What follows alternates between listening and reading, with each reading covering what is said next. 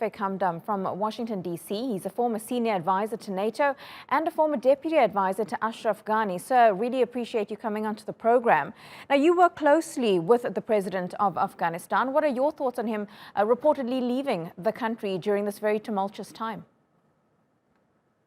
Unfortunately, it is very shameful, embarrassing that he has betrayed his nation, he has betrayed his entire government and team, and he has left everybody behind with mass.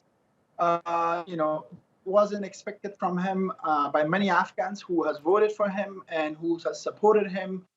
And unfortunately, I could predict that while before and even recently. But what happened that he has left not only a mass, but only a political or legal vacuum in Afghanistan, because we do not have a government. We do not have anybody responsible for the Afghan affairs. Therefore, I'm afraid if Taliban rapidly do not engage and do not think of having a government, a legitimacy, then we will face a serious crisis than what we have right now.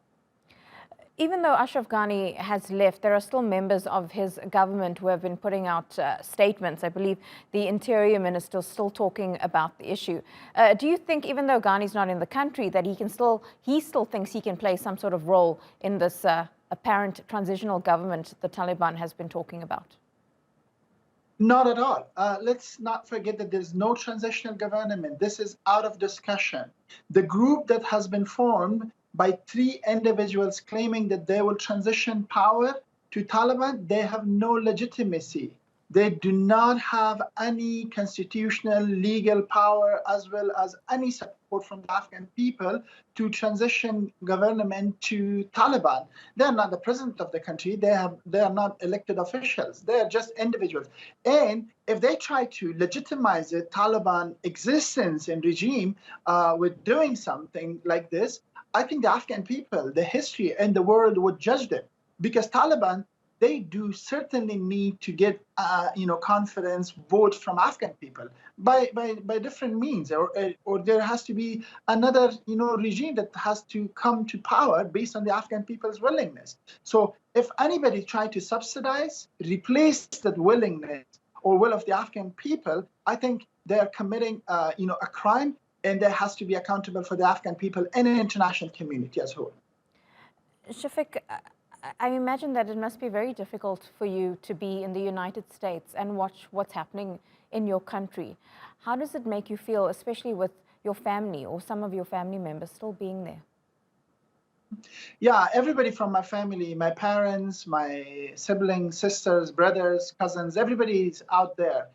With most of them, I have no connection for the last several days. And most of them, they have been serving in the government. And, it's very, I would say, very painful. It's very difficult for me to be far away here and hear these bad news from Afghanistan. Like my mother, who teaches little girls, she doesn't think that, it's normal anymore that she will go and teach girls. And my sister, who's a college graduate, she thinks of having a job. She might think of, a different future for herself. And the same, like my brothers, they are computer scientists, they're engineers, and even within the army. And, they're fearing their life now, and they're desperate to know what is going on in the country. And unfortunately, the worst case is that, of course, there has been changes in Taliban.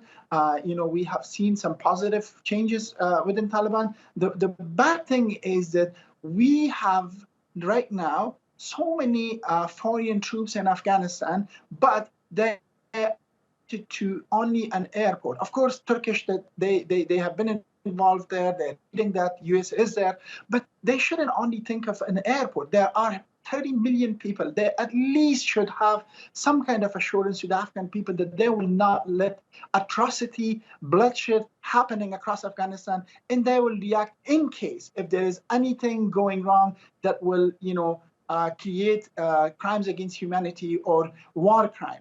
So that's kind of an assurance that Afghan people wants. Of course, Taliban has to prove that whatever they have claimed for changes, from today on, their test starts, or, I would say people will test them to see how good they are, how much they have changed. If the woman goes to work today, if they will go to colleges and schools, then yes, of course, their claim is absolutely right. They have changed. But if they start implementing that harsh Sharia law when I was, young or teenage, during my time, I have experienced that, then I think certainly Afghan people will reconsider their welcoming for some sort of, Taliban affiliations or some part of the Afghan people who even welcome them, they may reconsider that. Shafiq Hamdam, really appreciate your time and speaking to you. Thanks so much.